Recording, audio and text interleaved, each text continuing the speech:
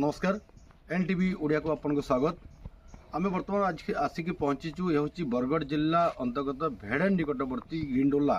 जो गेंडोला रे आज नुहे दीर्घ वर्ष आगुरी परिकल्पना थिला एवं ये गोटे मंदिर अच्छी शिव मंदिर। शिव मंदिर पर ये फेमस एवं ये पाखे गोटे छोटिया आश्रम अच्छी जहाँ बुद्धाश्रम सिद्धेश्वर बुद्धाश्रम कहूँ। ओडिशा सरकार अनेक गुड़े योजना रही जो योजना की सबू जहाँ को पहुँची पारुनी। ये गोटे बड़ दुखर विषय वस्तु जे किसी लोक ये बाबा अच्छा जो किए ना तो से आसिक ये रहीकि ये अंचल केमती विकास करमती डेवलपमेंट कम कर बहुत दिन है रोचे गोटे बढ़िया परिवेश भितर विभिन्न मेडिसिनाल प्लांट हो कि अमृतभंडा गछ कथा कहतु कदली गछ कथा कहतु और बढ़िया बढ़िया फल दौबा गछ वृक्ष सब ये रोपण कर बहुत अक्लांत परिश्रम आज बढ़िया गोटे सौंदर्य बढ़िया लगुच। ये प्रश्न उठुची जे सरकार जो योजना रही जोटा विद्युत कथा कहूँ ये विद्युत ठीक भाव में आसीपारना एवं सरकार नवेदन रही केमी भाव में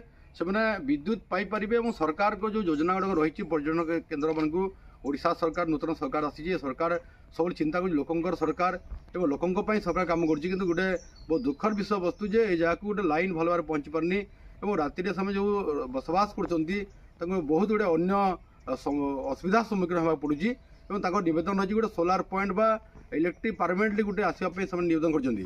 बरगढ़ मुकुंद दास रिपोर्ट एनटीवी ओडिया।